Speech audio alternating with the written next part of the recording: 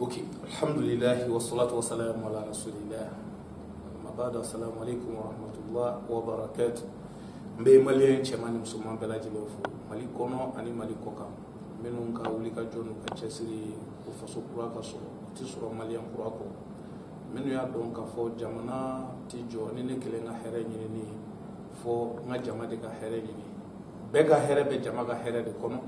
ambe fo la se u bela jelema tumani ko fe wula de na CNSP ni we anga wulu masri tabago we minu ya yira ku ye M5 RFP ka wuli ka job kunche 18 août anuka délégation reçoit anga jabala kurala no système no M5 RFP ka donc ero we ananga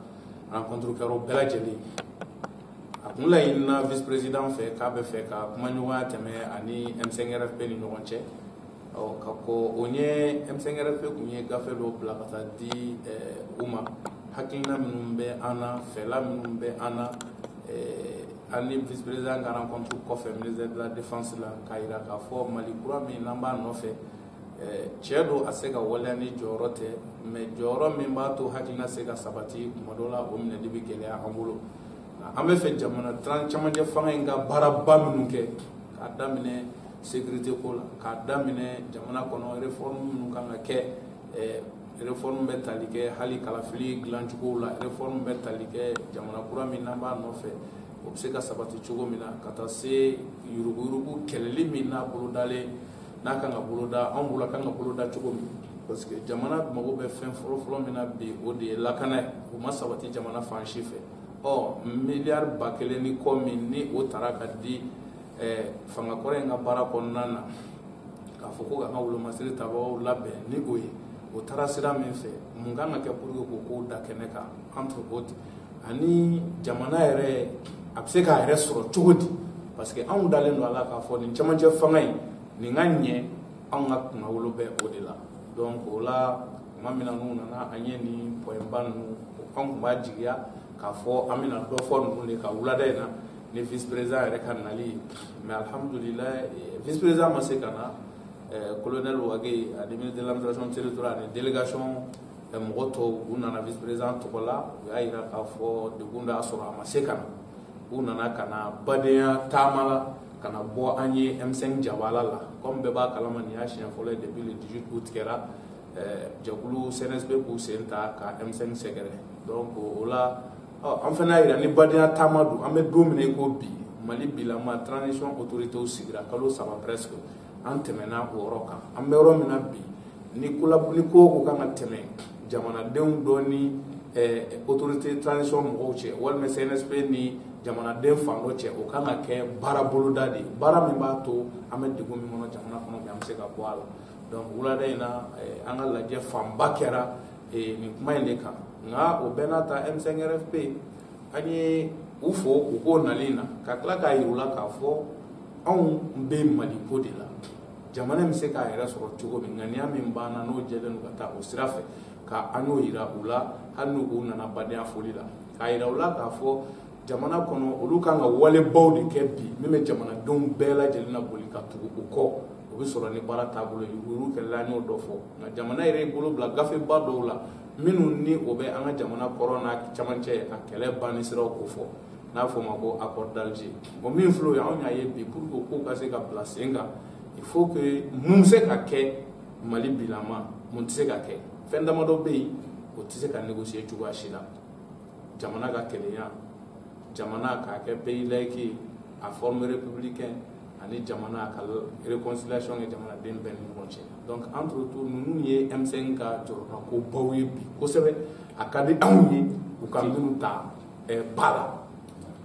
donc o temenen ko fe anya ye ka fo gafe mi na nya chi uma an kuma na nga mo mun bi parce que kelen kon na il faut que on ngado o kuma mi fluye o te ka fo ko on be discours de ke pour que ka nga bi kele position légitime ay aban kono di parce que u fagara u bolangolo ambe ba do jamana kono hali kele yoro la kele chef la nu be nyogona ni do e marfa bla ka bolo korota ni ya faga ye crime ke donc mais on bora kam yeleman no fe o mo munu fagara misiri ko nona soba le public u dala akadon jɔn yamara de ko ka mugu ci la jɔn mugu ci la fo tiɲɛ ka bange donc ni mun ka kan jamana ko la o ka segin o ma donc ninnu ye anw ka kamanagan ko ye bi fo anw ka sira bɔlen sira minnu bɛ taa ni hakilinaba ninnu laɲɛnamali fɛ yaasa an ka se ka Mali kura jɔ sabula jamana kura tɛ yen fo justice ka sabati dɛ donc n'o mana an tɛna se k'an yɛrɛ bɔ nin ko in kɔnɔ une fois de plus an y'a fɔ an na cogo min na M5 RFP laɲini min b'an na o de ye Mali kura ye a ka jɔ tiɲɛ hɔrɔnya ani danbe kan tiɲɛ don ni camancɛ fanga ye a ɲɛmɔgɔw u bɛ fɛ ka Mali bɔ degun in kɔnɔ ka yɛlɛma kɛ u tɛ se ka yɛlɛma kɛ ni maa ye fɔ n'a kɛra maa minnu ye yɛlɛma kɛlɛ kɛ u k'u hakili to o la M5 RFP m'a fɔ ko mɔgɔ wɛrɛ sen kana don camancɛ fanga in marali la an ko ayi minnu ye yɛlɛma kɛlɛ kɛ u ka ta ba la u ka hakilinaw la u ka ta ba la u jɔyɔrɔw la u ka ta ba la u bɛ yɛlɛma in nɔfɛ ka taa hakilina min ka se ka sabati sabula jugu min bɛ Mali la bi o de ye maa min tɛ fɛ Mali kura ka jɔ o de ye Mali jugu ye anw M5 RFP anw t'o logique kɔnɔ k'a yira u la une fois de plus anw labɛnnen don ka transition in dɛmɛ nga anw tɛ a dɛmɛ k'a fɔ ko an mago bɛ jɔyɔrɔ dɔrɔn na k'an bɛ t'o minɛ dɔrɔn k'a fɔ k'an y'a dɛmɛ ayi an bɛ se k'a dɛmɛ ni hakilina min ye yaasa an ka Mali kura sɔrɔ an bɛ baara kɛ ka taa o sira de kan M5 RFP jɛkulu kɔnɔna na ka maliyɛnden bɛɛ lajɛlen fo k'a yira u la k'a fɔ anw t'i kɛrɛfɛ kuma na n'an ye ko o ko kɛ jamana kɔnɔ min bɛ se ka da kɛnɛ kan jamanadenw bɛɛ ka bɔ a kalama wula in na rencontre fanba a kɛra nin de la u nana visite courtoisie la an y'an profiter ka maliyɛndenw ladɔnniya k'a fɔ visite in kɔnɔna na décision ba fosi ma ta ani ɲɔgɔn cɛ k'a fɔ an bɛna taa nin sira de kan komi min yɛrɛ tun kan ka na n'o ye vice président a ma se ka na a ye cidenw de bila ka na hakilina minnu b'an bolo an y'o fana lasegin cidenw ma ka taa donc ni yɛlɛma min kan ka don nataw la n'o sera an b'o fana da jamanadenw tulo kan yarabi ala ka Mali bɔ dingɛ kɔnɔ k'a bɔ dingɛ kɔnɔ ni tiɲɛ ni hɔrɔnya ni tilennenya ani ladiriya ye ala k'o jamana kura di an ma k'a fɔ jamanadenw ye ko n'an y'a kanu Mali ka kɛ min ye a bɛ kɛ o de ye dɛ n'an y'a to a ka to namara ni janfa la ayiwa an yɛrɛ k'o waleya kɛ jamana in bɛ t'o de la mais n'an ye baara kɛ ka taa k'a ka jɔ tiɲɛ kan a ka bɔ dingɛ kɔnɔ tilennenya ni ladiriya ka na wa a b'o de fana kɛ jamanaba tɛ yen jamanadenba de bɛ yen ni jamanadenw ye cɛsiri hakɛ min kɛ u ka jamana bɛ kɔrɔtan ka taa sanfɛ ni o degré de ye an k'an bolo don jamana in kɔrɔ assalamu alaikum wa rahmatullah wa barakatuh